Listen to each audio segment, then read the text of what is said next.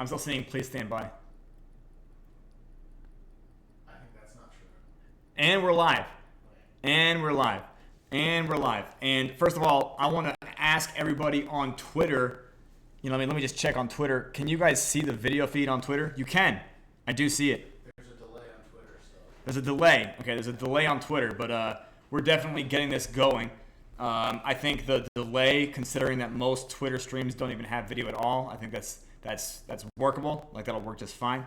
And for those of you on Discord, yeah, we did start this. Can you hear me as well? Can you also hear me on Twitter? Or do you hear jazz music? No more jazz music. Okay. And can you hear me and see me in the Discord stage channel? This is the first time we've done multi-platform streaming for the Pyreswap show.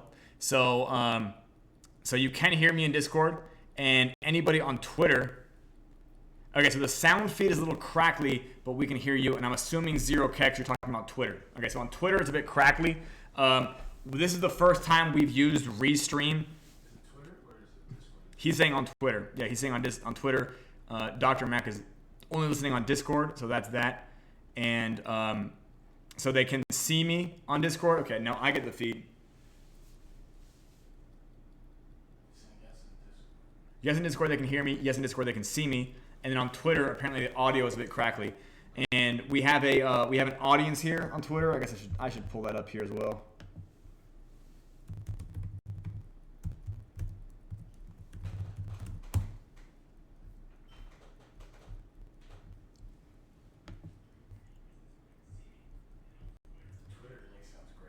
Twitter sounds great. Yeah. Okay, well, Zero Kex, according to our internal check, Discord's got so much shit, but it's gonna be yeah. So apparently it might be a compression issue, but it is what it is. Yep. Anyways, yep. So anyways, this is multi-platform. Are we also on Twitch right now? I think so. Okay, we're also on Twitch. So I have no idea how to even respond to my Twitch chat yet. Eventually, yeah, please check again because we're gonna keep trying this until we get this worked out. On Twitch, I have no idea how to see my chat yet. We're still getting that configured, but we're launching the Pyreswap show just a bit early to just get on camera and to do kind of like just a day of checking this out. And I don't really have the ability to see this on Twitter anyway, so I'm gonna go back to Pyreswap and some crackles with sound on Discord. Yeah, it's just Discord. Okay. Is this technically speaking, is that normal or is this worse than what it was before? Yeah, hard to say. This is worse than how it normally is. So that might be a bandwidth issue. I don't fucking know.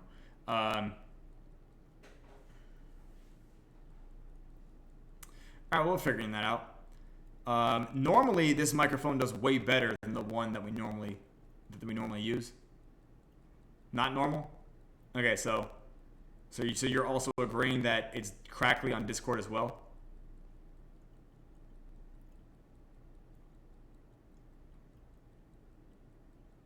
It's not too bad. Okay, well, we're figuring that out.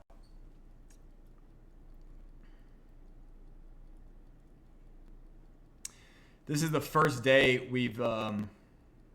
normal sound on Discord is good. Okay. But you're saying some crackles will sound on Discord?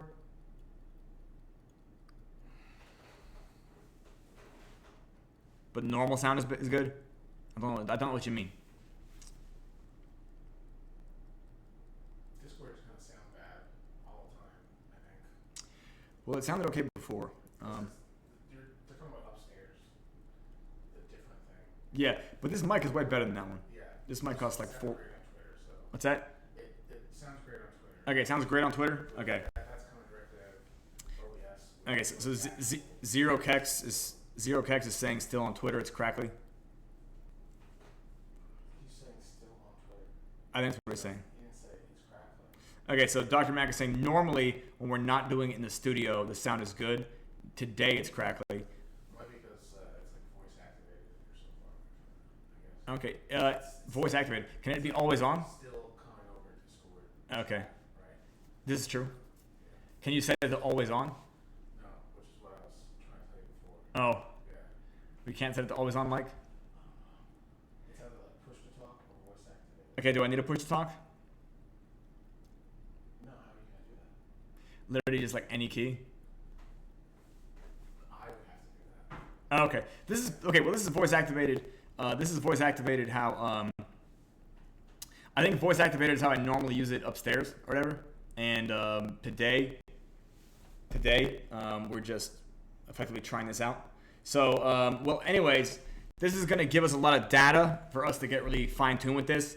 But to answer someone's question about whether we're doing this on TikTok and or what else, on Telegram, yeah, we can stream on multiple platforms. Yeah, true story. TikTok and Instagram. I don't know if Instagram, do I have a sound guard? No. No sound guard at all. I don't know if Instagram is actually like useful for crypto, but I think TikTok might be.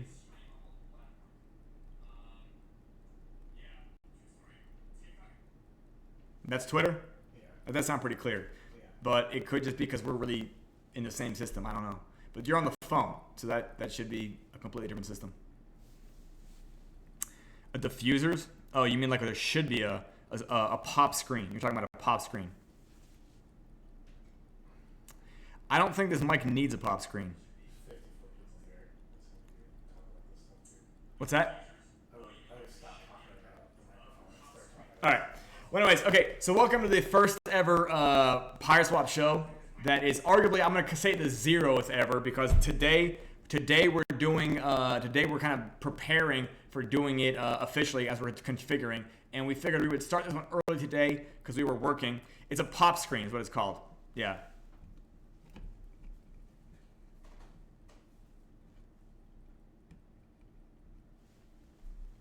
Anyways, yeah, generally speaking, I want to, I guess, address the strategy for marketing that we're going to be implementing this month is all about having a bunch of small things happening all over the place. I hope this makes sense.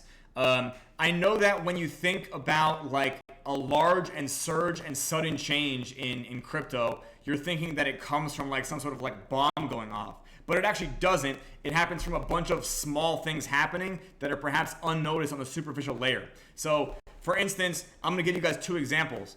The Bitcoin ETF is not making Bitcoin rally. I'm not talking about today, by the way. I'm not talking about 24-hour change. But the Bitcoin ETF is not responsible for Bitcoin's rally. What's responsible for Bitcoin's rally is a bunch of people thinking the ETF is going to make it rally. Does that make sense? And Bitcoin's halvening is also not responsible for Bitcoin's halvening. It's a bunch of people thinking that Bitcoin's halvening is responsible for making it rally. Does that make sense to you guys? It's a bunch of people trying to front run some type of event. Does that make sense? It's a bunch of people trying to take action based on a prediction that they think is safe, that they think that they have a risk appetite for. Does that make sense to you guys? So the fact of the matter is making everything about this project succeed is not going to come from us doing like a large type of like large scale fucking publicity stunt or anything like that. Rather, it's about getting a whole bunch of small things happening over time that effectively can provide a foundation, like kind of like a reactive foundation for large things to get noticed. Does that make sense? Like it's more about getting thousands of people. It's more about getting thousands of people in preparation for a large thing about to get announced. Does that make sense? That's what actually makes the chart rally. And that's what also makes the project feel like a success and also kind of arguably become a success. I hope that makes sense to you guys. So we're going to be implementing a lot of this stuff over the coming days and or weeks. And the goal is to kind of just always have a snowball effect in our marketing efforts as far as taking what we actually do and make it snowball. Does that make sense? Taking what we already do and snowballing it. So for those of you watching, a large fraction of you probably know that we do this Pyreswap show as much as 6 times a week. We haven't been able to broadcast it to Twitter and or YouTube simultaneously with Discord in the past, but we finally built a very professional streamer setup, and we are going to make this, we're going to effectively leverage this streamer setup in order to reach a larger audience. Does that make sense? Like that's literally the whole goal. This larger audience is all about like gaining awareness about this project and what's different about it in the first place, right? The awareness stage is arguably one of the most important ones because it kind of gets people thinking about the project in the first place and arguably beginning to watch the project out of their own volition, right? That's not the same thing as the people that I know dozens and dozens of you are hardcore advocates of the project already. That's different. That does help other people watching the project. They like seeing that it's not just the founder advocating for it. They like seeing that there's dozens and dozens of people advocating as well. Oh yeah, and for those of you on Twitter, we would love a retweet. A retweet would be great. Yeah, if you guys could do that, it would be phenomenal. I forgot to ask for that. Yeah, retweet it. We can just keep growing the audience. This is the first Pyreswap show we've ever done on stream before. We're going to try to make this happen as much as possible. And these will be recorded as well for people watching later on YouTube and other platforms. I think you can watch them again on Twitter too. Is that correct? I think after you stream on Twitter, you can watch it again. Yes, Pego, we started early kind of by accident. Yeah, we started early by accident, and we figured we would just roll into it because we had a large group of people tuning in on Twitter. So it seems like Sunday at this time might be an untapped window of opportunity on crypto Twitter for doing a space. So that's what we're doing now. And we already have YouTube videos like in queue, but while we're kind of waiting for these YouTubers to get their act going, I'm going to just continue recruiting YouTubers to cover a video for it, because it's not just a single video's debut that's going to do what we want, right? Rather, it's like it makes more sense that we try to aim for a week, like a 7-day period where we have 10 videos dropping from 10 different YouTubers. Does that make sense? And the thing is, in order to have a week where 10 videos are dropping, it takes longer than that week. Does that make sense? Because YouTubers have their own schedules, and they are, in fact, not always compatible with ours. So we effectively have to always be getting the ball rolling so that the marketing kind of accelerates with convexity, which takes the project to the level of awareness it needs, if that makes sense to you guys. Can we try camera 2 just to see, just to try it out? And I can survey the audience. It's live. For sure? Camera 2 is up. Yeah, Camera 2 is live? There's a heavy lag on Twitter. Okay. Well, anyways, I want to point out again that we have this camera 2 specifically for training aids, because I have this amazing little scale that I can describe about the way, economic mechanisms balance and stuff like that. So we finally have these weights. I think they're way easier to see. For those of you who remember this scale, can I get a confirmation that these are way easier to see than the stuff I was using before? Would you guys agree that it's way easier to see?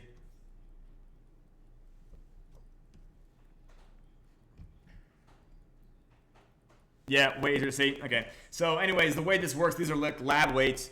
And this is about 50 grams, and this is about 100 grams. And effectively speaking, we have this scale that has multiple positions where weights can be hung, and we can show how that affects the balance of the system. Here, I like this one is pretty cool because you can see that it's still balancing, although it's kind of lopsided. Do you guys see this? That I just moved the 50 from one position to another, and it's still kind of balancing, but with the tilt now. This is arguably, economically speaking, what Pyreswap is. Like, it's always achieving a balance. It's just not always horizontal. It's just not always parallel to the horizon, as it were. And the most important fact is that it's dynamic, so that when one side is becoming unbalanced, eventually, the mechanisms catch up where it begins the rebalancing act. And it is through these rebalances that effectively the economy sustains itself, and there's tons of opportunity. This is also true for things like Bitcoin. Like when Bitcoin is going through its rebalancing, these cycles, we call them winter and summer, and they are effectively these overbought and oversold conditions that are responsive to the supply shocks caused by an event called the halvening. I hope that makes sense to you guys. That is effectively the cause of crypto summer and crypto winter, and that all boils down to game theory, which is something I can talk about later. Or do we have the camera set up where I can whiteboard today? Can I do that? Let's see if that works. We can try that out. Let's go to camera 1. We'll just try everything out. Okay, camera 1. You need to zoom out. Okay. Let me see if I can stand up. I'll stand up. If I pull this, So we got this amazing stand-up whiteboard. Let's see. And first of all, we have this eraser here. I'm going to move these magnets out of sight. Not necessarily critical to what we're doing. But, okay. So let's find out if this actually works. I'm going to put glasses on so I can see myself, to be honest. Okay. All right. So let me see. Can you guys read that this says Pyreswap? Or is that like too small? Let me get an actual survey from the audience here. I got to figure out somehow, right? The best way to get it is direct feedback.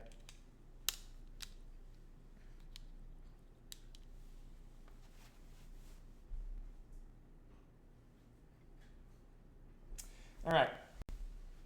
Well, anyways, since we have so much time, I guess what I can do is I can do a long form explanation on my concept of the intergame. What time is it now? Yeah, we got plenty of time. So I'm going to talk about an intergame, and the first thing I'm going to bring up is actually a game theory called the prisoner's dilemma, and I might just teach the prisoner's dilemma first.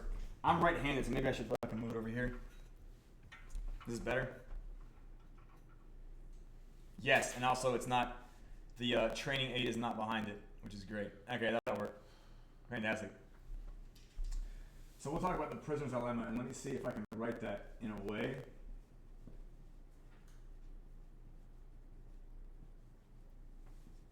that's legible to them. The prisoner's dilemma. Let's see, is that legible?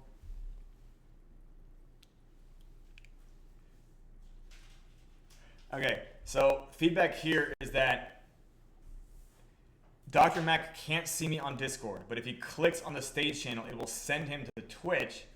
Then I get echo on sound from Twitch and Discord. Okay, well, Doc, that is good feedback, and we'll figure out what the fuck is happening there. Yeah. Okay, the prisoner's dilemma, that's legible. All right, phenomenal. Okay, so now I kind of know what size right I need to do. Now, the prisoner's dilemma has to do with a scenario where two quote-unquote criminals are arrested. Two quote-unquote criminals are arrested, and they're being interrogated in separate rooms. And they're two prisoners. And they're being told, they each have an offer. They each have an offer where they can either, and this by the way is comply, let's say collaborate, yeah. Confess, I think it's this one, confess. Or like,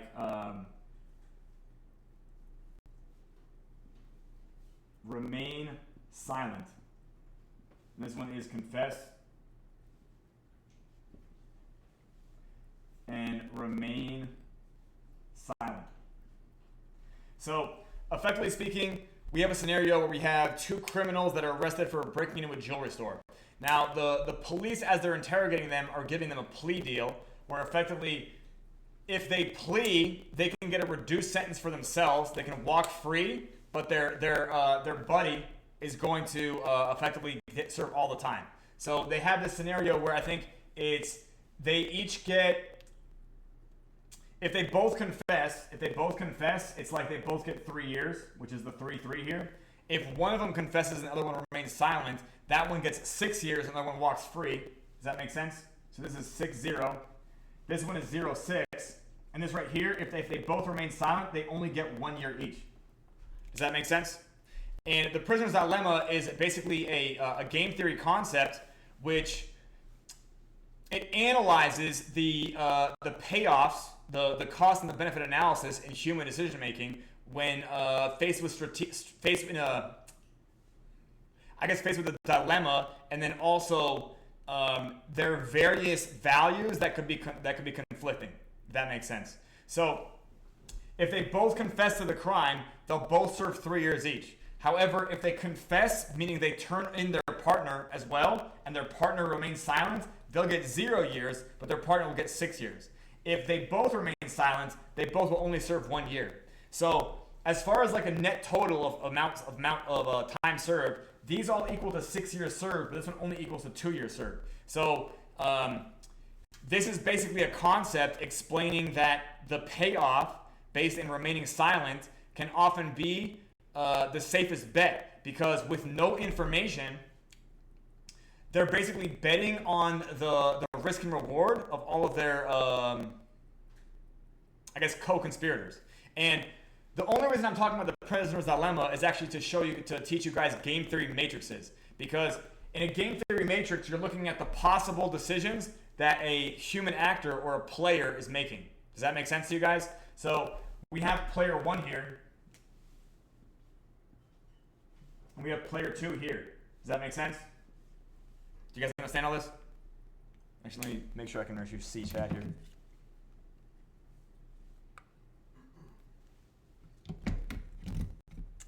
And game theory matrices, I think, were popularized in DeFi from a project called Olympus DAO. Do you guys remember this? Where they had like a 3-3 and a 1-1 and a 0-0.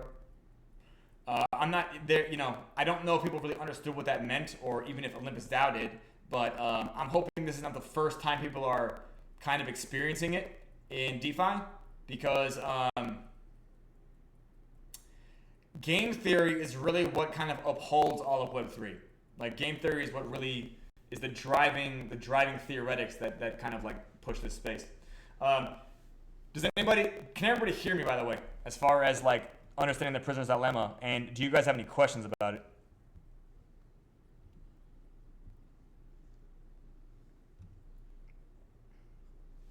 Are there no questions?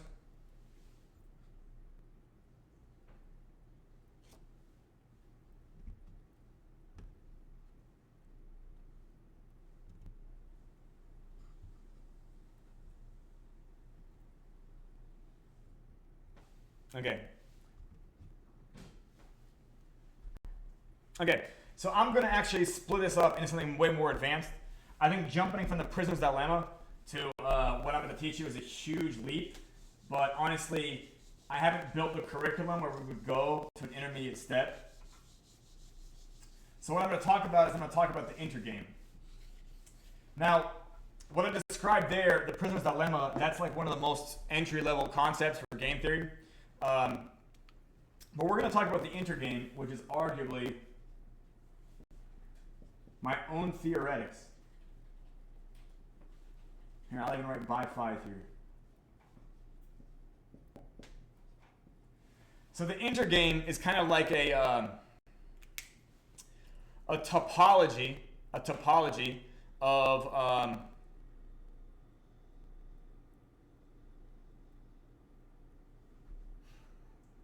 I see you messing around on my screen, by the way. Yeah.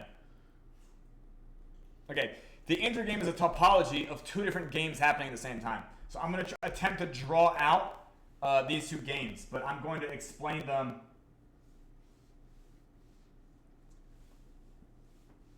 the best I can. Let's put it that way.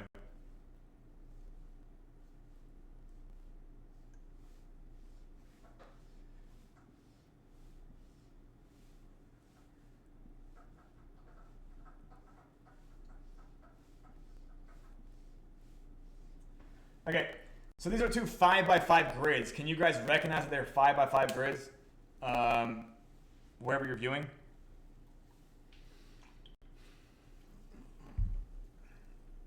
Yes, we are doing Twitter. We are doing Twitter. And I think we're also live on Twitch right now, possibly YouTube. Tell everyone on Twitter to go to Discord. Okay, yes, if you're on Twitter and you want to actually have your comments read by me, please come to our Discord, where I'm able to interact with the stream at a much more robust way. YouTube is also working? Yes, okay. And post any questions you have in the comments. Don't forget to like and share. Thank you. This is my first time, you guys, so I don't know how to, like, don't forget to like and subscribe.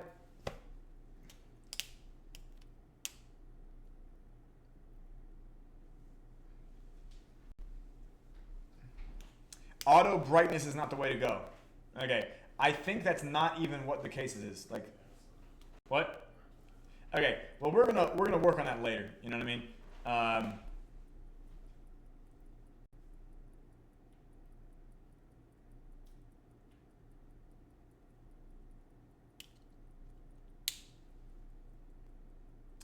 Brightness is too low on YouTube.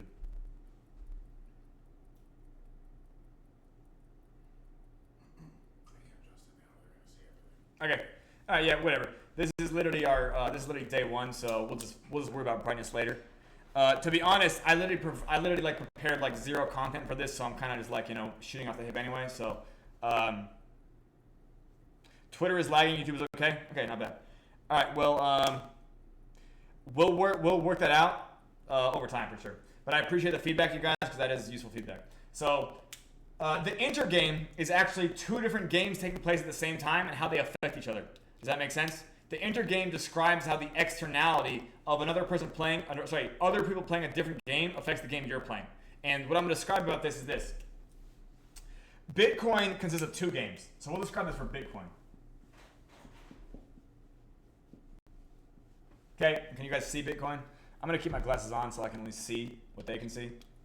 Yeah. I look more like a professor this way, right? With glasses on. I need patches on my elbows. Yeah, I need a bow tie. Anyways, Bitcoin, that's mostly literate. So we talk about two games that consist in Bitcoin. And this is, again, the infrastructure game.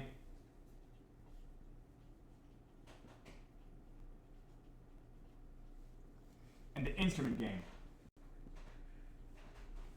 And I know at this point my handwriting is getting weird, but let's see. Mostly literal, mostly literate. This says infrastructure, this says instrument, okay? And infrastructure, I mean literally, I'm talking about like mining blocks. And this one is trading coin. Making sense to you guys? It's getting even harder for me to write because it's like down here, like my fucking hip level. But can you guys mostly see that?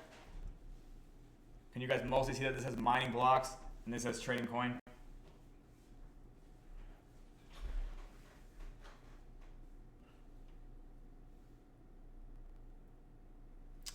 Okay, you know what I'm gonna do? I'm gonna actually see if I can set the event because let's see. There you go. I'm now starting this event. There's 100 people on Twitter. 100 people on Twitter? Great. Well, you know what? If you have like a stream like this, in theory, welcome to the hundreds of people watching me on Twitter. You get to be in the first 500 people I've ever shown this to. One day I might win the fucking Nobel Prize for this. Who knows? So welcome one and all. And we're now officially launching the show in Discord now too. So I want to make sure that I'm muted. Okay, this is good to go. Perfect. We are very much. Okay, so Fexer says you can read it. So I'm going to now describe that these 5 positions are, and I want you guys to understand when I'm talking about positions, there's so many different positions and actions you can take. I'm only going to describe sentiments. Does that make sense? So I'm going to describe these 5 sentiments for you, and I'm going to attempt to write them maybe up here. Let me see if I can erase this now. Everybody understands this is a Bitcoin intergame. Actually, here's what I'll do. I'll actually erase this part. I'm going to describe the 5 possible positions you can be in, okay? There's 5 possible positions, and by positions, I mean literally sentiment, like how you feel about this. And I'm going to abbreviate them.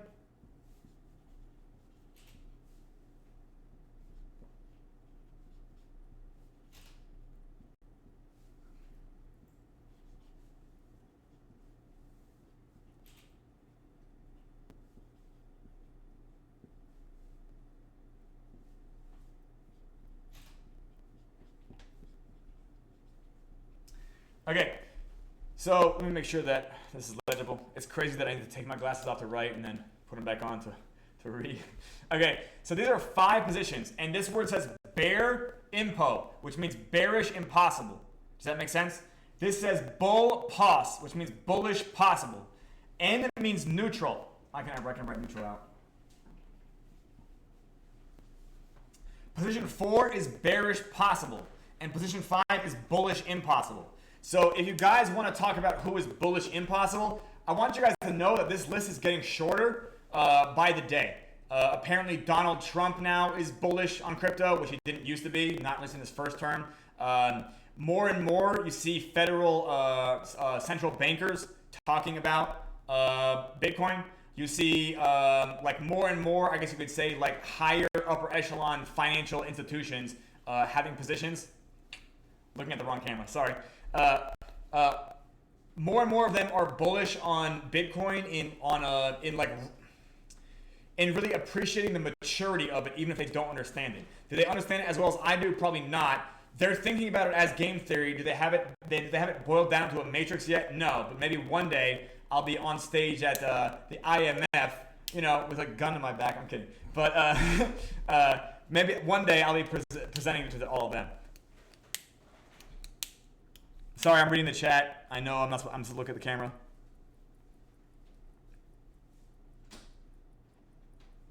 Fantastic. And Cynical, congratulations on your daughter's first day of kindergarten. Fantastic. Fantastic. Sorry, yeah. If you're in the chat, yeah, I do try to talk to my chat. If the chat is on Discord right now, we're gonna have it multi-platform soon. But right now, if you would like to chat, the general chat on Discord is the channel I'm watching. And if you have something to say to me, that's the easiest way to get a hold of me. I'm watching it like a hawk. Okay. So these are 5 possible positions that you can be in on the instrument game or the infrastructure game.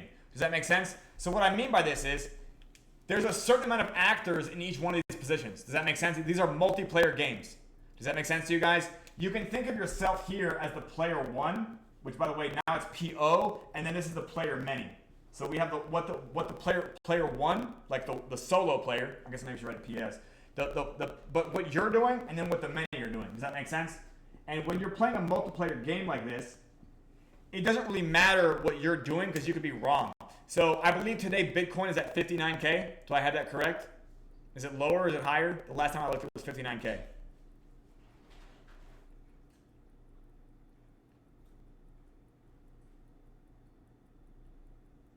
I literally have no indication. You think I have it on my watch? 58? Okay, so 58K. Bitcoin's at 58K. So even if you were bullish, like it didn't really matter. Does that make sense? Because the player many turned out to be bearish.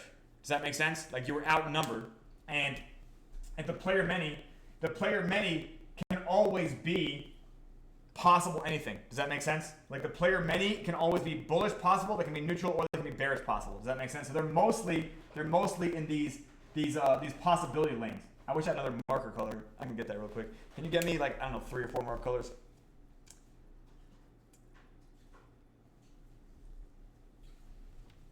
Thank you.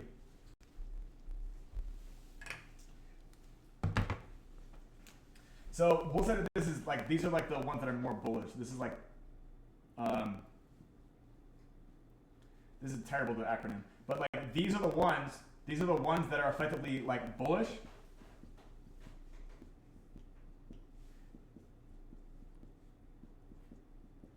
Does that make sense? Like literally, as long as you have like some activity here, you have, let's see, you've got 10 possible scenarios. You've got 16 scenarios where there can be bullishness and maybe 9 scenarios where there won't be. Does that make sense? So as far as like a scenario advantage, I want you guys to understand for the longevity of Bitcoin, because the infrastructure game is going to continue working the way it's going to work,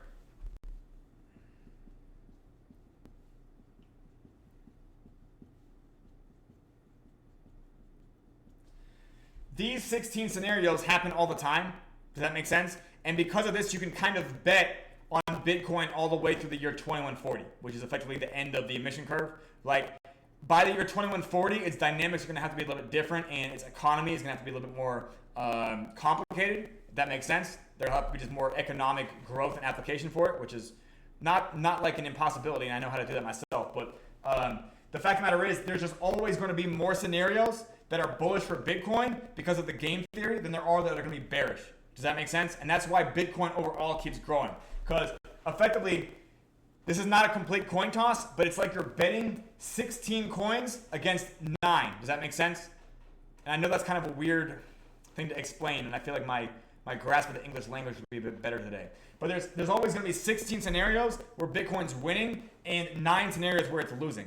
Does that make sense? And in order for these losing scenarios to show up, like the one today, which is apparently a downward thing, it all has to do with the fact that the player many are not going to be in the bearish impossible or the bullish possible scenario. In fact, player many can't really ever get in this range. Does that make sense? Player many can't get in this range, but they can stay in these ranges, effectively. The player many, only individuals can be really bullish impossible or like bullish or bearish impossible. Does that make sense? And the impossible. I feel like I literally like just left behind. Nobody's following me at this point, right? Okay, when I talk about bearish impossible, I mean all possible actions you could take if it was impossible for you to be bearish. Does that make sense to you guys? I want you guys to think about all of the major Bitcoin miner companies. Do you guys know Marathon Digital? Do you guys know that name? There's a bunch of Bitcoin mining groups that they are invested into the billions in Bitcoin mining. Does that make sense? So like they don't have an ability to ever stop being bullish. Does that make sense? Now the fact of the matter is on the infrastructure game, they can always be bullish and possible. That does not prevent them from being bearish on the instrument. So I don't know if you guys knew this, but Marathon Digital in June, they sold the majority of their Bitcoin they mined in May. Does that make sense? They sold it all because they happened to be bearish and possible, which is effectively the most bullish position ever on the infrastructure. But they believe that because the price was the price peaked early because of everybody expecting the halving to moon it, they expected that they needed to sell Bitcoin early because they expected it to go down, which by the way is down today. Does that make sense? They sold it at a higher price than it is today. Do you guys understand what I'm saying? So Marathon Digital, when they were in the bullish impossible position for mining, that doesn't mean they're in the bullish impossible position for trading. Does that make sense? In fact, all Bitcoin miners are constantly selling what they mine because that's what they have to do to pay for electricity.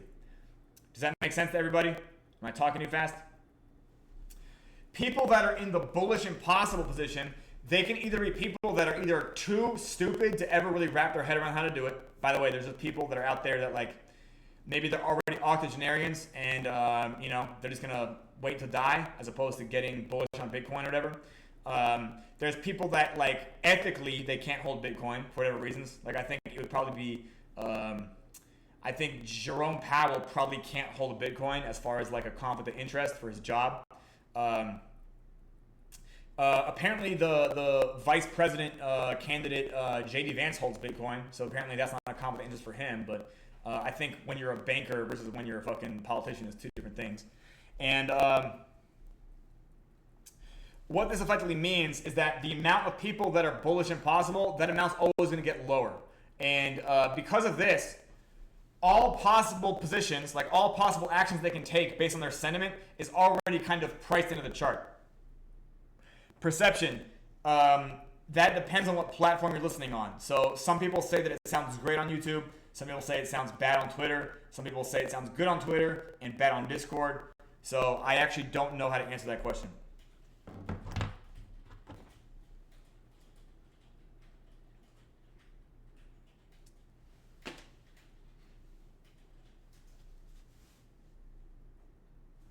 Okay, that's possibly the case.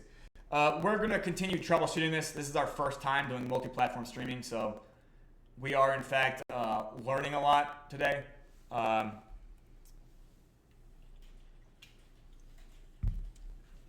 The fact that we started early, you can't hear anything. What platform are you on?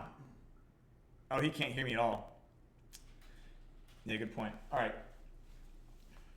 Anyways, when we talk about Pyreswap being a mega dApp, I want to make it clear the reason we're calling it a mega dApp is because we also have the intergame. The intergame also applies to Pyreswap because we have, instead of having the infrastructure game and the instrument game, we have the witch game and the night game. Does that make sense? It's from these two different games getting played that, as an externality, they both end up balancing each other out. Does that make sense? Like it's from the fact that we have maybe two people over here and two people over here playing. Does that make sense? We have four people that are only playing two different games. There happens to be another intergame, which is comprised of both of these games combined together. The intergame, if I were to really describe it, it would be a 25 by 25 grid because we're literally looking at all 25 of these scenarios and all 25 of these scenarios and then mapping it into a 225 cell sheet, if that makes sense. There'll be 225 cells in that sheet, which is far beyond the capacities of this whiteboard. Maybe one day I'll write it out in documentation. And basically you're just describing every single one of those scenarios as far as the combination of player one and player two or player one and player many and what the market could be doing. We assume that player many, like player many, is always going to be dominating the sentiment and what the actions are doing. Does that make sense? So even though like player like the player that loses as player one, that doesn't mean he's still not helping the other game. Does that make sense? And he might still benefit from the other game. I hope that makes sense. But yeah, these two games supporting each other is why Bitcoin keeps growing. Because as the infrastructure game increases in age, it becomes more and more of a safe bet to assume that it'll keep going up in age. Does that make sense? As Bitcoin keeps mining, people are willing to bet on the trend they're going to keep mining. Since they're willing to bet on the trend of it keeping mining, the way that you take exposure to that chain is by holding Bitcoin itself. And since more people are willing to hold Bitcoin for longer periods of time, this ends up increasing the price. Does that make sense? That's the general causality of it all. I hope that makes sense. And if you're watching on Twitter, right now we don't have Restream configured where I can see your responses. But if you would like to respond to me in chat, you can join Pyreswap's Discord, which you can find the link to that in Pyreswap's Twitter bio. So if you go to Pyreswap's Twitter bio, the Discord is linked. In the general chat, I can see everybody's messages, and I do respond to questions if they get asked. I hope this makes sense. We're literally just talking about 5 possible sentiments somebody can have. Does that make sense? 5 possible sentiments. They can be bearish impossible, which means that they are fully bullish on Bitcoin no matter what. Like somebody who, like Michael Saylor, is bearish impossible. Does that make sense to you guys? Like, he can be anything other than bearish. Does that make sense? There's also people that are bullish possible. This is number 2. This is the number 2 sentiment. These are people who can waffle between being bullish and people who can be waffle between being bearish. I'll have you guys know, in the Senior Circus, we once had up to 70 members that were arguably mostly active. Then crypto winter happened in 2022, at least for us, and a good few dozen of these people, since my correspondence with them recently, they have informed me that they no longer touch DeFi. Does that make sense? So like they fell out of love with DeFi. Now they can be bullish possible. Oh, you like the Cash War? Yeah, this is in fact a Final Fantasy reference. Yeah. Now, people can always be bullish possible, but they're not the ones that are really committed. Does that make sense to you guys? And if you're watching me on YouTube, or you're watching me on Twitch, or you're watching me on Twitter, or you're watching me on Discord, I want you guys to understand, being in these middle lanes, being in bullish possible, or being in neutral, or being in bearish possible, that's not really going to kind of serve you as far as like creating something real in crypto, or even providing retirement level money in crypto, or providing generational wealth money in crypto. Like, you definitely have to have way more skin in the game than you realize to kind of really learn this game in the deeper layers. That arguably, I find that these deeper layers are not really discussed on Twitter. That's kind of a tragedy. I find that Twitter discusses very superficial things, and it prevents people from really learning what they're investing in. Yeah, I agree with that. Being bullish possible is just being a moon boy. Do you know what I mean? It's like, well, I like this coin now because I see the trend is going up, and I'll take exposure now because I'm not attempting to ride the trend. Does that make sense? That's great, but then like when the trend reverses, as the trend will definitely do, like, do you still have the ability to be bullish? Because it's when the trend reverses that you're able to compound your gains, or you're able to take positions that most people aren't willing to take higher risk positions. The higher risk positions, they always tend to pay out the most, but they do also have the most risk. If you want to really have that life-changing money, it involves that type of risk. Everybody ends up having their own appetites. Everybody ends up having their own palate for risk. And it's when you're bearish and possible, that's where I think you really separate yourself from the herd. So bullish possible is this second row, or this second row here. It's anybody who can effectively be holding right now. But if the price goes lower, they'll just sell, whether they're taking profit or they're taking a loss. Does that make sense? They're not going to hold that position, and they're certainly not going to DCA through winter. I once had a Facebook group. I had like 120 people in it, and the only strategy I taught them was how to DCA Bitcoin through winter. The whole thing was just, hey, take 5% of your monthly or weekly income and buy Bitcoin at all prices below 45,000. That was literally something I started in 2021. Like, only when it's below 45,000 should you buy, and just buy 5%. And I know one guy, he just bought like $20 a day for 2 years. He just bought Bitcoin for $20 a day. And like now he probably has so much money and he stopped buying it still. You have to be willing to do stuff that I guess other people aren't willing to do. If you're willing to just buy when you see the trend going up, you're literally choosing to be a herd follower. And people who are following the herd are never really making it in DeFi. You always have to find out where you need to be a maverick, where you need to differentiate yourself, where you need to go against the flow. That's the only thing that's going to separate you. It's the only thing that's going to reward you. Because the majority of people in crypto don't make money. Does that make sense? 70 to 90% of people are losing money. And like it's because they don't know who to follow and they don't know how to lead themselves. That's all it boils down to. If you're listening to me, I hope you're taking it seriously. Going back to this, neutral means neutral. Like this means like they're not really in a bullish position or nor a bearish position. Does that make sense? It's like they might have no position at all. Neutral could arguably be like the majority of people who don't hold crypto but also haven't heard of it. Does that make sense? Neutral is really here to kind of complete the chart, but it's almost a column you don't have to think about. Like neutral people don't like hurt it or nor do they help it.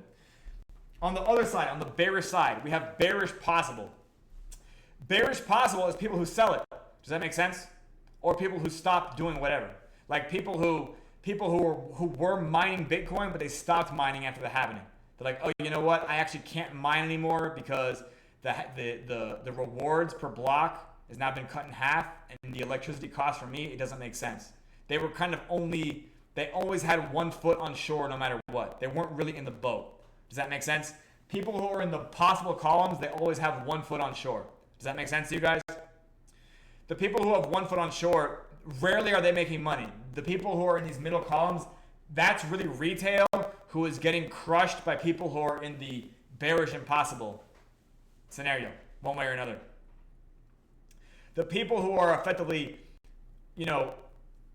red candlestick artists on other projects, they're often causing red candlesticks just to move to a different project. Like they're like, I'm gonna just go put that in a project that I think is more realistic.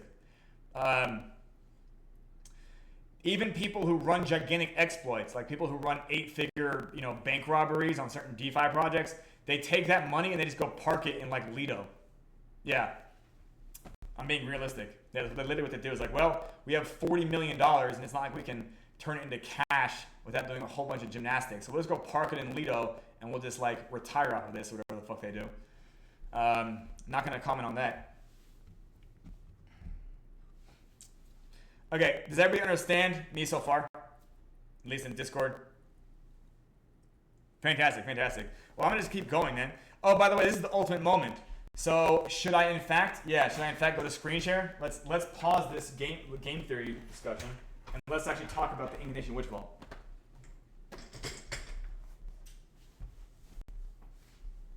Yep.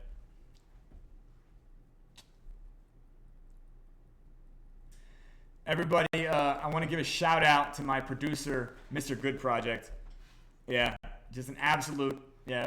Through him, all of this is made possible. People do want generational wealth, Electronic. Yeah, of course they do. Yeah, of course they do. Yeah. For better or for worse.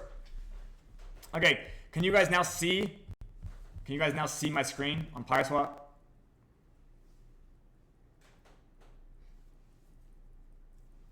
This is not bad.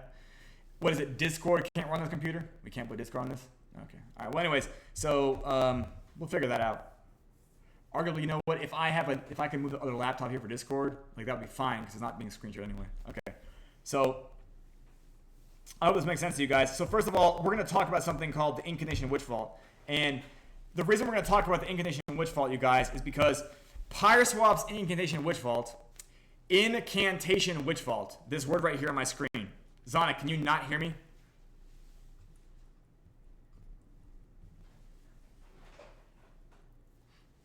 True story, Electronic. Yeah, true story.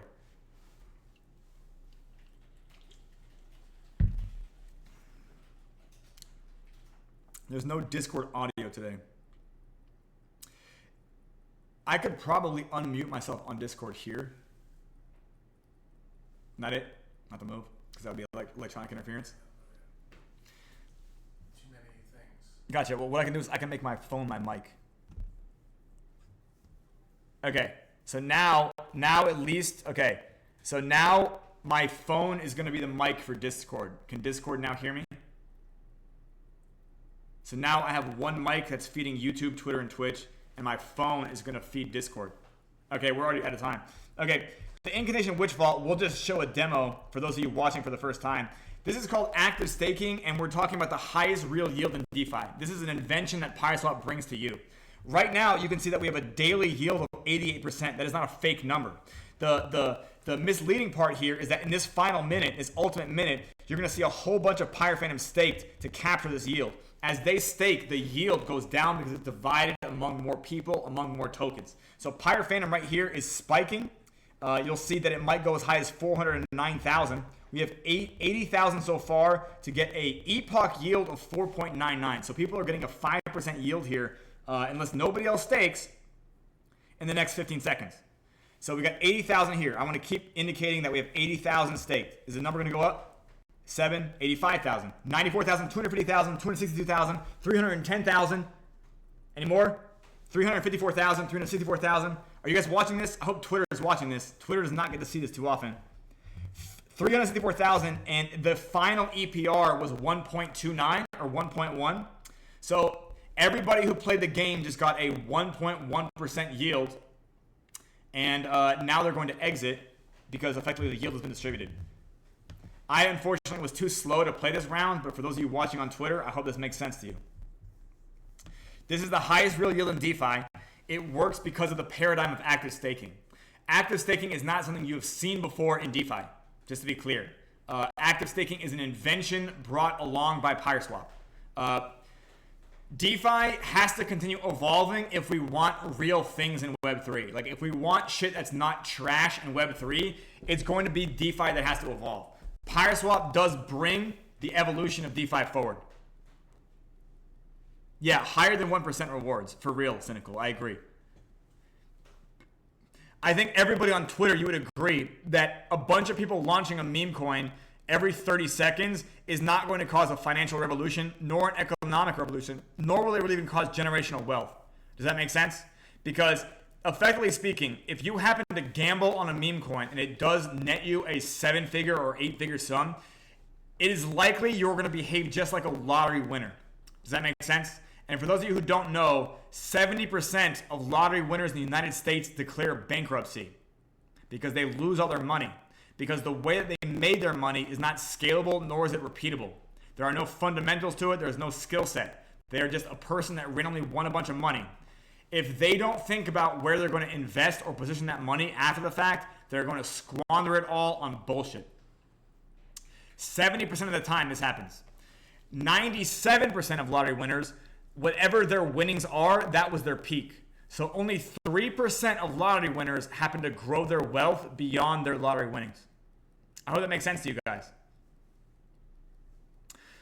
So when I built Pyreswap, when I designed it, I wanted to be able to create something that could potentially create large sums of wealth, but then also provide for people passive positions that they could stay in after the fact. So even after they make 7 figures or 8 figures, they can position that in a more neutral or passive or perhaps a more boring way so they can continue to make money off of it and not happen to blow it all on cocaine and Lambos and bullshit like that. Does that make sense? What wealth looks like on Instagram is not what wealth is. I cannot stress this enough.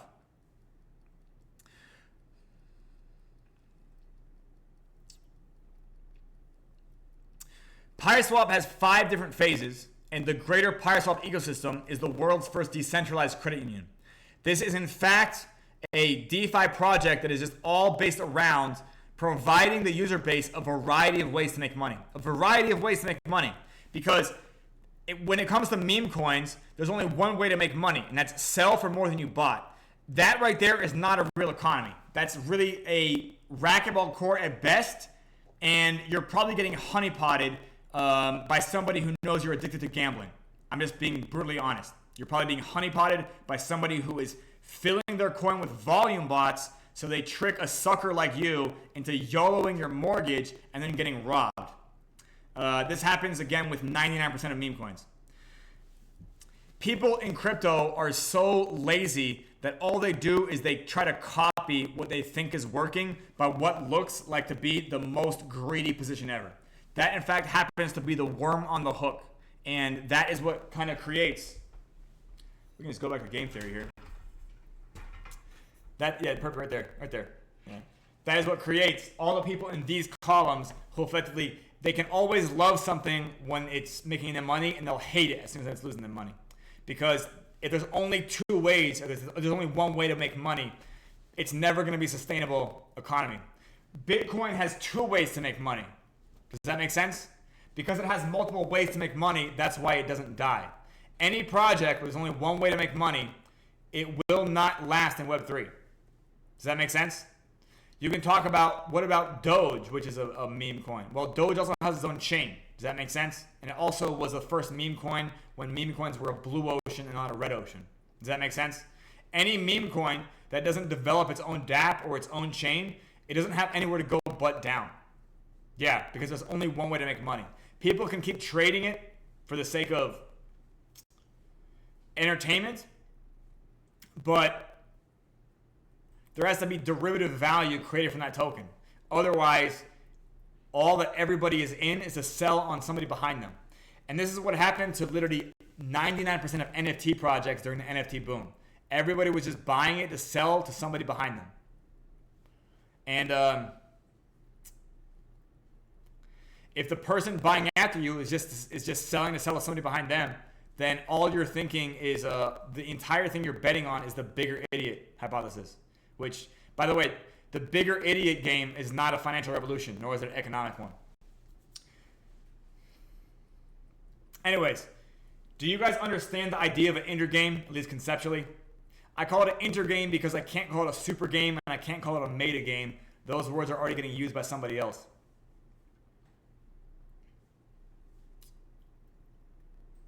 I have some people talking in chat here. I'll let them type their question and or answer or confirmation.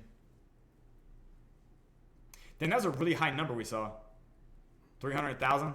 Damn, the 24-hour high keeps getting higher. I think that's bullish all in its own sense. That makes sense? It used to be 100,000 was crazy. Now we have almost 500,000. So soon we should have 1 million. Soon we should have 2 million, 10 million, right?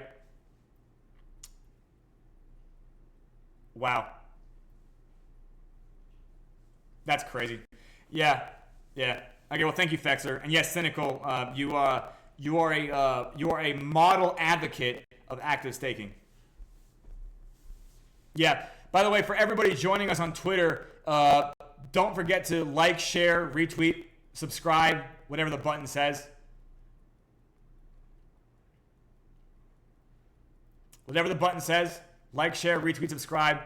Our production quality on this set is only going to get better, by the way. So this is like our first day doing multi-platform streaming. And yeah. Electronic, it might be the case that one of the on the Avalanche chain, there's one pair which is I think it's Bitcoin against Ethereum, where the liquidity is not deep enough, and because the liquidity is not deep enough on Bitcoin and Ethereum, it doesn't always get swap fees. So therefore, the Avalanche side stalls out every now and then. By the way, that's one of the reasons that we will be on Tuesday, this coming Tuesday, Pyreswap is sponsoring AVAX Talk. So for those of you who don't know, Lonzo, Naldo, Josh Hughes, and the Twitter space they host, I think 4 to 5 times a week. Pyreswap is now the Tuesday sponsor for that Twitter space. We will continue to be streaming on Twitter ourselves. So your kids and your wife played the IWV today? That's amazing. How old are your kids, by the way? Tell me they're, are you teaching kids to gamble? I would prefer, as a self-regulator, I would prefer that, I feel like I would prefer that people are above a certain age, considering, okay, well, I guess that's not the worst. That's definitely better than other ages, where I think teaching people to learn how to gamble can be a bit predatory. Let's put it that way. But arguably speaking, The incantation witch vault, even though it looks like it's a gamified DeFi thing for you guys, I want you guys to understand this is real banking. This is real banking you are doing by proxy.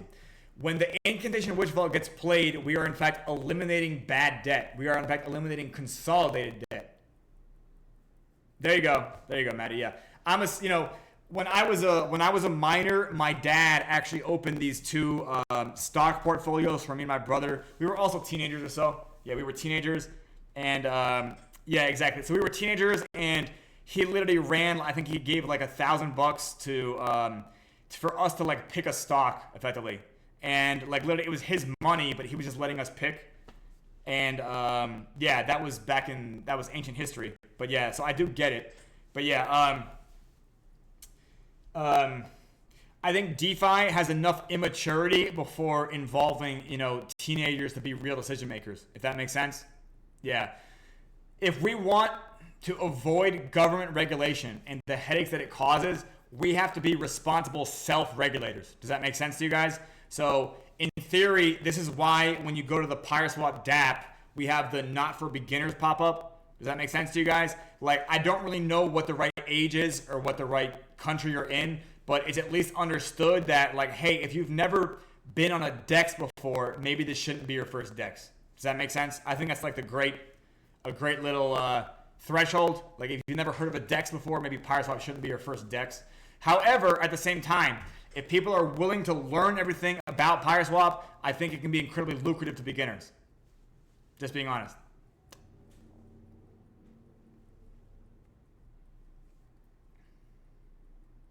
Right now, we have the usurping guard enabled, and I think that makes it even more beginner friendly. Anyways, so let's see. Everybody on Twitter, again, thank you for the retweets. Thank you for the liking. Thank you for all the above. Yep. Thank you for the commenting. Thank you everybody who's doing these things.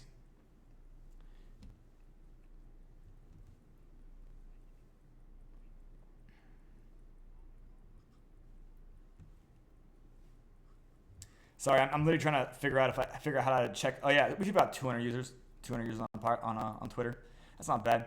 I think the fact that we're streaming obviously helps on a Twitter space. Yeah, building trust is essential. For those of you on Twitter, I would like to recommend and invite you all to come to the Discord. The Discord has a lot more information about our project, and in fact, we have a channel called Diagrams, which, by the way, our diagrams are considered to be the absolute best in all of Web3. Wouldn't you guys agree that our diagrams are the best in all of Web3? We have the best diagrams ever. You've never seen diagrams so good about teaching you guys DeFi and the ways that you can actually make money with DeFi. There's something else I want to draw. I'm going to draw this because it's easier to draw, and I think everybody can understand it. And I'm not going to talk about the intergame, which is a bit of a, we'll call it a Fiveism 501 type of class. But we'll talk about Fiveism 101, which I think is something everybody can appreciate. This is an interesting streak here. Can you give me not that, but that? Yep. Perfect, thank you.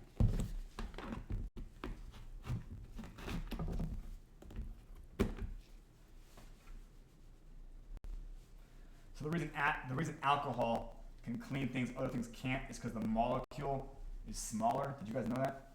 The molecule is able to get into more places.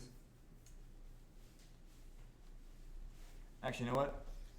I do need that too. Yeah, perfect. I feel like this thing is something I should stand on the bottom of it for.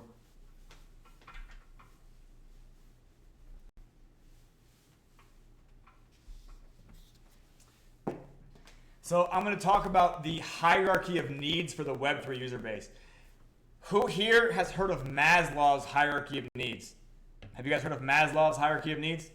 Okay, well, if you have or you haven't, I'm going to basically explain that a hierarchy of needs, and this is Phi's hierarchy of needs,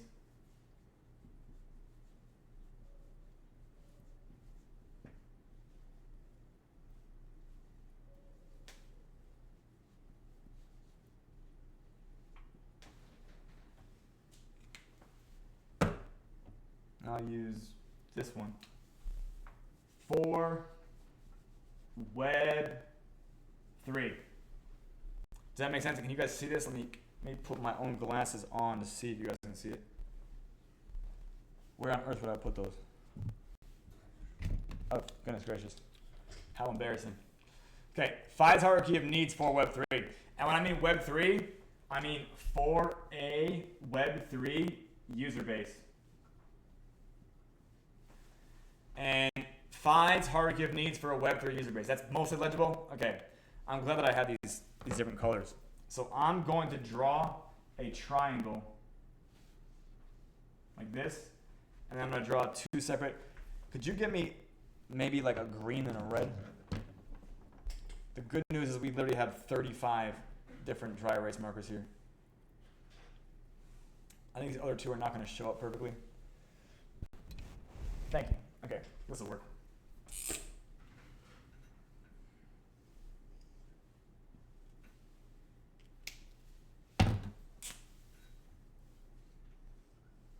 Okay, so I hope that it's kind of visible that it's three different colors. And when I talk about hierarchy of needs, I want to explain what a Web3 user base actually needs. What a Web3 user base needs to be successful, and what a Web3 user base needs to feel like you're being taken into consideration. Does that make sense? To feel like you're not being ignored, to feel like somebody actually understands what's going on inside your head, okay? And I have found that in Web3, there is just a drastic amount of illiteracy and misunderstanding concerning this. So this green need here, this is actually making money.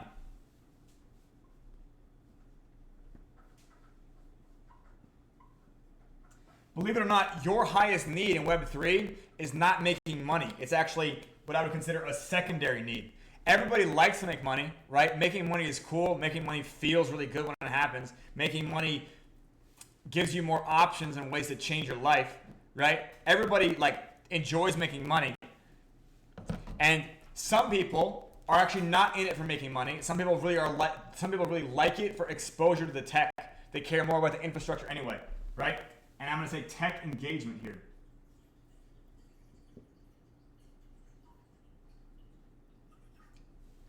Maybe you can't read that this is tech engagement, but in this tier right here,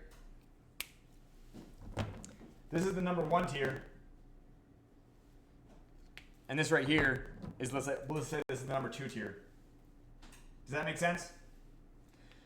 So you guys making money and you guys being exposed to the tech, these are both secondary needs. Do you guys know what every single one of you, at the end of the day, what your primary and utmost need is? Your hierarchy of needs? I'll tell you. Don't worry, I'll tell you. It's not losing money. Can you guys see that? Can you guys read that? I don't even know if you can. But I'm going to be clear. Making money is not nearly as important as not losing money. Do you guys understand? Do you guys understand what I'm saying? For real. Making money is great, but it's not nearly as great as not losing money. When you lose money, you fucking don't give a shit about anything about what they built.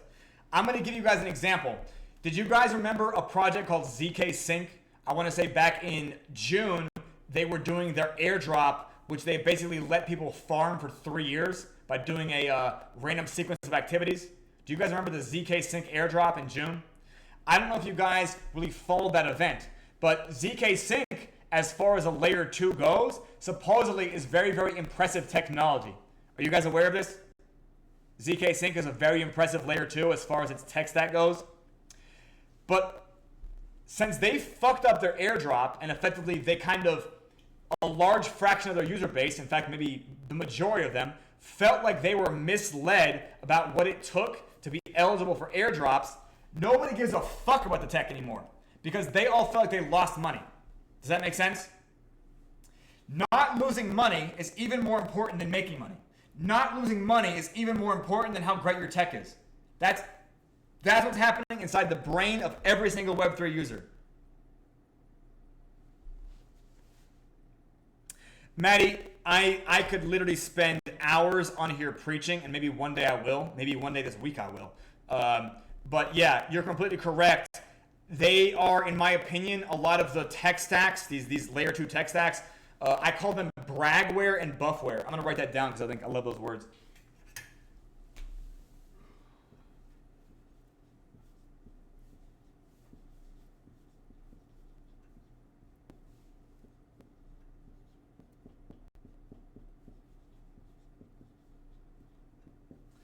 Bragware and buffware.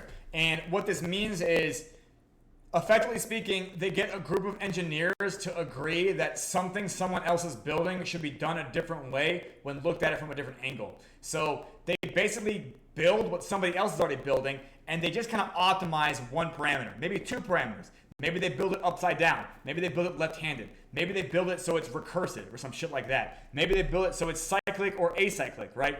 The fact of the matter is, quite often, what they're not looking at is they're not looking at the fact that whatever they're building is not the solution in and of itself.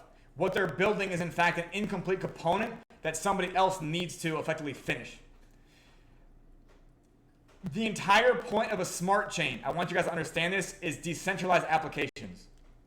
A smart chain, a chain with smart contracts. What smart contracts enable are decentralized applications. If you don't think about what decentralized application benefits from your bragware and your buffware, bragware means they built this software just to brag about it, and buffware is software they built just to improve some sort of like parameter. Does that make sense to you guys? Engineers, when they're bored, they just focus on optimizing. My devs do the same thing, and arguably they're great at that. Like, I'm not mad about that, but the fact of the matter is if bragware and buffware are your guiding principles, you're probably not building anything useful. Am I making sense to the hundreds of people watching me? Do you get what I'm saying? Can you guys read bragware and buffware here on the whiteboard? There's always a new layer 2. There's always a new chain that everyone's like, oh, this one has 30 grams of protein and 4-way stretch. You guys know what I'm talking about? You guys hear about this new chain? And it's like, okay, but like, what is actually going to be, what is that chain going to get used for? Like every now and then you'll think about like, oh, they have a partnership with, yeah, like it's a very, very elusive kind of idea. They're not really clear on like what is actually getting built for the chain. I want you guys to know, I'm gonna tell you all $1 billion secret today, okay? You're all gonna learn $1 billion secret. Does anyone have any questions about Phi's hierarchy of needs for the Web3 user base? Does anybody disagree with me about this triangle made up of 2 tiers and three areas? Does anyone disagree with me on Phi's hierarchy of needs? If you disagree with me on Twitter, I would love for you to DM me. You can DM the Pyreswap account, or you can DM the 0xPhi account. Both of these are good to DM. You can also DM me on Twitter or on Discord, that is. If you disagree with my hierarchy of needs, I would love to hear why you disagree. But in my opinion, it is this fucking simple. There's 2 tiers of needs. Making money is cool. The tech is also pretty cool as well. But what's always way cooler than those is not losing money. And like, no matter how anybody feels about shit, this is always the thing you have to worry about. And since not losing money is the #1 concern, you have to create ways for people in your economy to make money. And it can't just be one. It can't just be one. Because you have to create the intergame. Let me erase all this now. And I'm going to talk about, I'm going to write a word. I'm going to write a word that maybe everyone understands. But maybe I'll explain it a little bit different.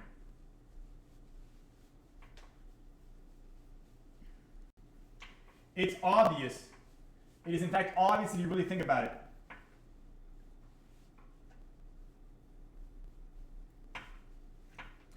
And the reason you know it's obvious is because Vitalik Buterin himself wrote it on the first page of the Ethereum white paper.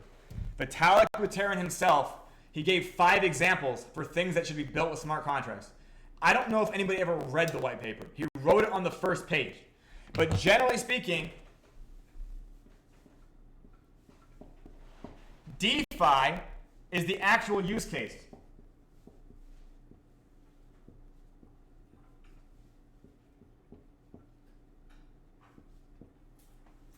For smart contract chains.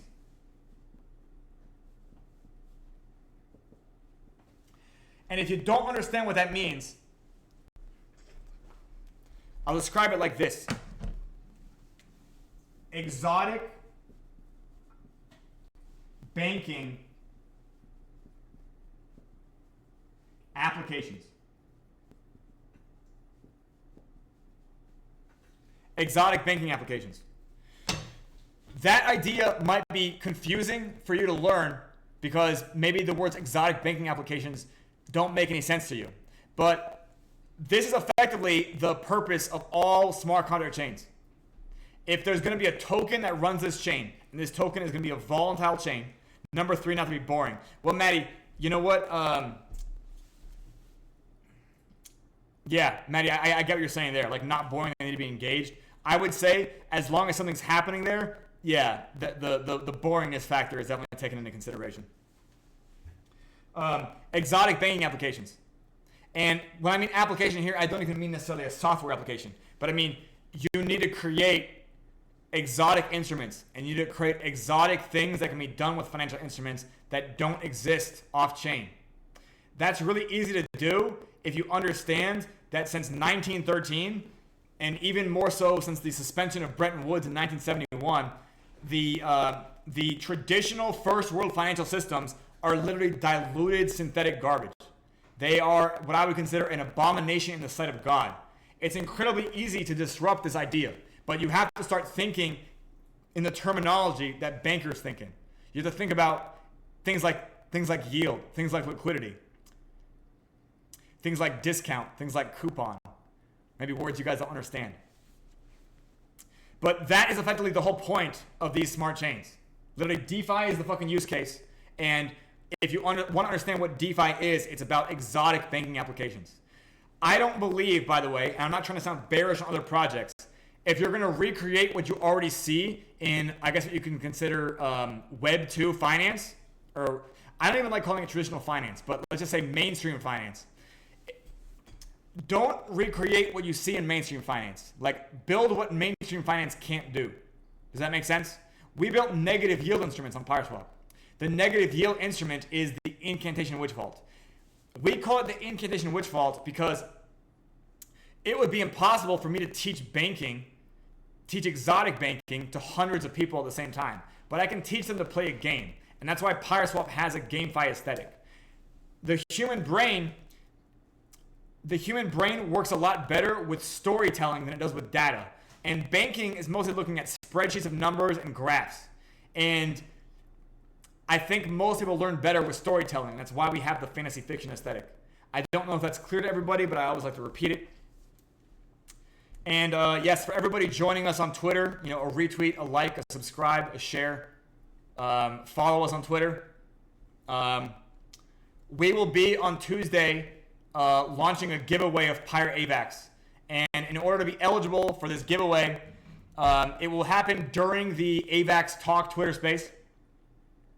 Up to 15 wallets can win up to $30 in Pyre AVAX. So we will be giving away $450 of Pyre AVAX every week, up to $30 for 15 people. As of right now, anybody can claim this prize.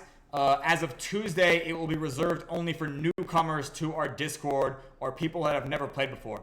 The whole goal of this is to get more and more of the Avalanche chain recognizing that one of their areas of strength is DeFi, and they need to stop pretending to be Solana. Yeah, I'm just being honest. Like the Avalanche chain, the Avalanche community, for some reason, is just drooling over what's happening on Solana, which, by the way, is a bunch of brightly colored garbage.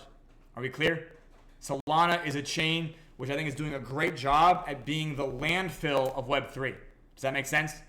You don't need to emulate what's happening on Solana. There's things you can build that are useful that will last longer than 3 weeks. That is the real point of this, by the way. You can make stupid amounts of money happen all the time. It doesn't have to be another project launch. That's just what devs have figured out so far. Anyways, let's see. We have gone extra long today. Does anyone in Discord have any questions? And if you're on YouTube, I apologize. I can't see your chat at all today. We're getting this figured out. If you're on Twitter, I can see if there's questions. We have 237 people in attendance right now. If you are on Twitter and you have a question, you can write it as a response, and I will DM back to you. Otherwise, we do encourage you guys to come to, for those of you on Twitter, if you would like to attend our Discord community, we are very, very vibrant and never ever boring. And if you join our Discord, all of the money-making opportunities that Pyreswap offers, we have resources to explain them better in Discord. So if you are a Discord user, you're encouraged to come to our Discord because I'll be honest, you'll learn this from our Discord community, that once you really learn Pyreswap, once you invest the time, which isn't even that much time, into learning Pyreswap and how it actually works, it'll likely become the project you're most bullish on for all of 2024. That is the case for dozens of people already. And you can talk to dozens of those people in our Pyreswap general chat. They are real human beings. Yep. I hope that makes sense. Can those of you on Discord, can you guys still hear me? And how's my audio on YouTube? And how's my audio on Twitter? Are y'all still good? DeFi allows for money to be made in Web3 that isn't just pump and dumps. I want you guys to understand that pump and dumps do not even require blockchain. Does that make sense? People were doing that for fucking centuries. Okay? So, like, the fact that all we have done with Web3 so far, and I don't mean all we, but I mean what I see 90% of people chasing in Web3 is pump and dumps, and it's like, this is not adoption. Meme coins do not drive adoption anymore. I don't care what anyone says. Like, all people are doing is like, I bought this coin on Solana, and then it crashed 97%. And human nature is designed a certain way that everybody wants to get the absolute max for doing the absolute minimum. Does that make sense? They don't want to learn anything. Does that make sense? They just want to be able to figure out where they can place their money and watch it either go to the moon or go to the fucking floor, right? They want to feel that adrenaline pumping in their veins. But there's a lot more money that can be made if you actually take the time to learn what's happening. If you try to learn what you're investing in. Pyreswap is a DeFi application, but honestly, it's like an education project as well. Yeah, this is definitely an education project. I take my responsibility as an educator very seriously. And I don't think anybody would ever say that I don't. I don't think anybody could ever make that claim about me. I'm really willing to ruin my life to educate as many of you as I can. If you guys want to know more about this project, on our YouTube, there's a video called the Pyreswap Origin Story. So if you want to look up a YouTube video called the Pyreswap Origin Story, we're going to have a lot more YouTube videos dropping in August. I think right now there's maybe only like a dozen or so on YouTube. The interview we did with Yabonks, with Chris Rice, with Tim Malcolm, we've done, I think Dow King, I did an interview with him, with Crypto Circus. And those are also great videos to learn the basics of this. If you really take the time to learn this project, you won't ever go back. You'll become the advocate for it. I won't have to give you a prize to do that. You'll become an advocate for it all by yourself. We have a Genesis event in progress. We have a Genesis event in progress right now. If you would like to learn about our Genesis event, please come to our Discord. If you guys could also post those YouTube links in the Twitter responses, that would be great. So anybody who's on our Twitter right now, and the videos I'm talking about, if you could post those Twitter links as responses to this stream, that would be very appreciated for anybody looking for them.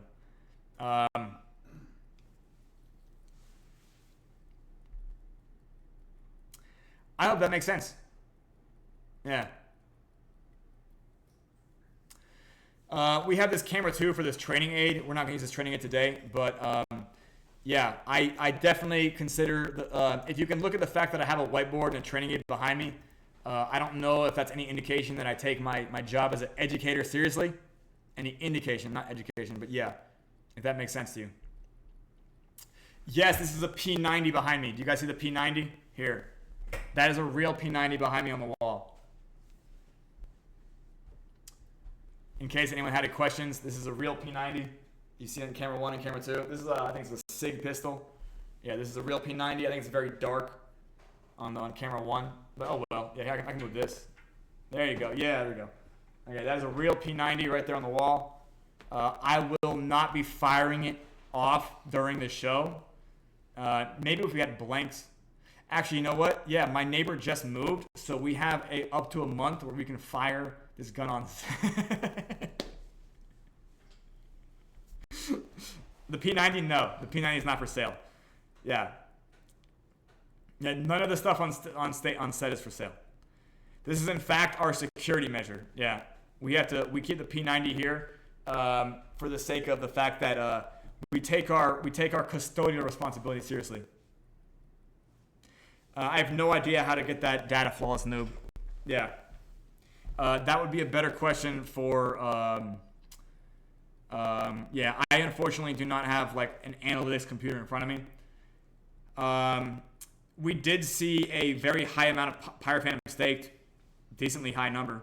It wasn't a 24-hour high, but it was like 90% as large. And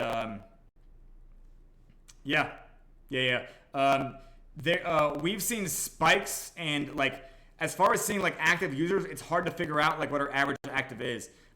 We had like several hundred people like in the Genesis event in the first week, and I don't really know what's happened since then.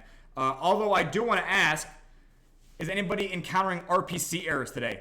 Is anybody encountering RPC errors on any chain?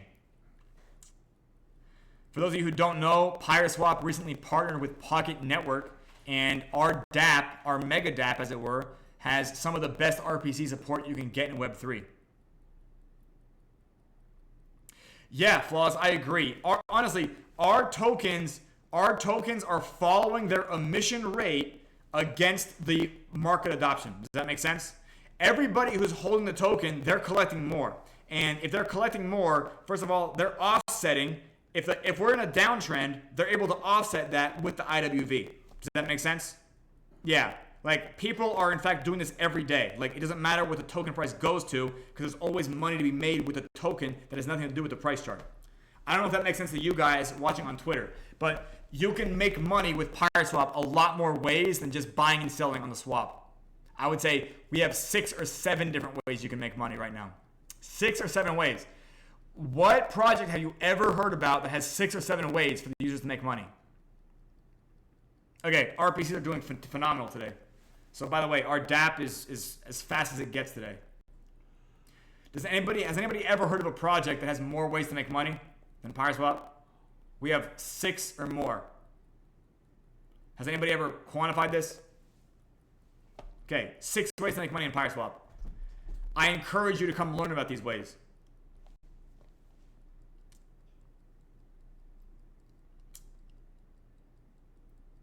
And if you're not following the Pyreswap Twitter account, please give us a follow.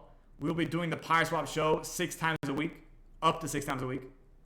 We do it every day, Sunday through Friday. We have this time slot, and we have a time slot 6 hours earlier than this. And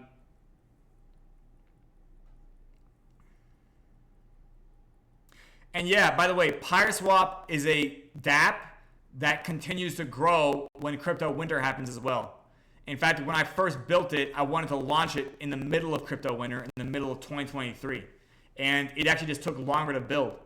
But we don't have crypto winter in Pyreswap. We have big summer and we have little summer. The money to be made always exists in Pyreswap. Whether it happens to swell or shrink, there's always multiple ways to make money. And it doesn't matter what the price of Bitcoin is. It doesn't matter if the price of Bitcoin is 20,000 or 200,000. I hope that makes sense to you guys.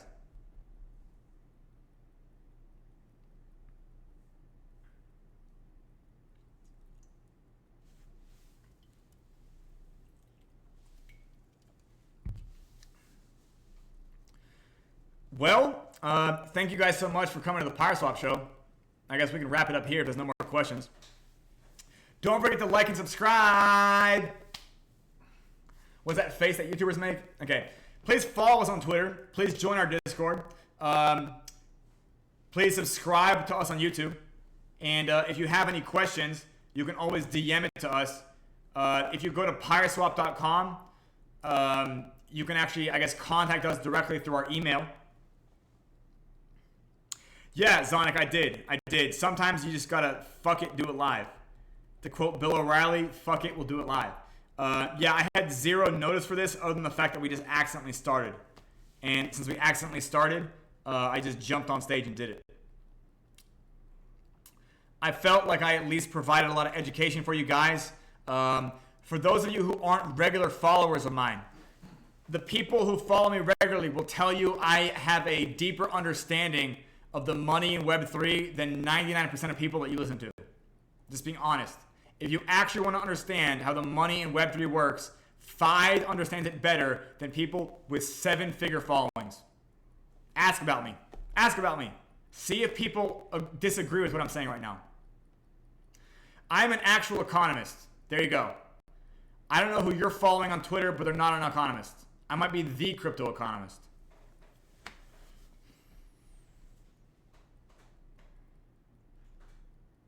I hope that makes sense. 100%, Zonic, 100%. Okay, well, let me see. Let me look on Twitter to see if there's like questions in the replies or anything like this.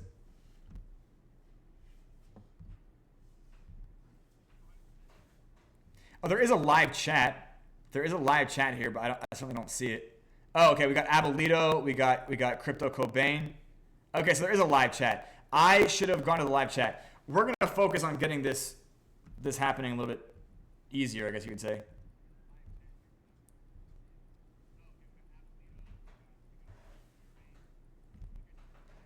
And let me see about, let me look at, as far as like the actual hosting.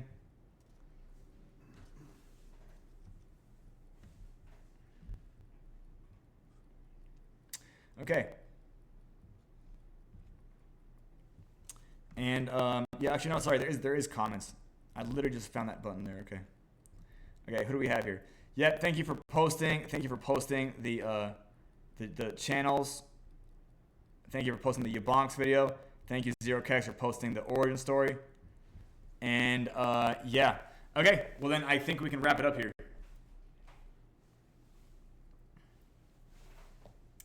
Okay, well yeah, thank you so much for coming to the Pyreswap show. Have a great rest of your day. Don't forget to like and subscribe and follow and join Discord and retweet.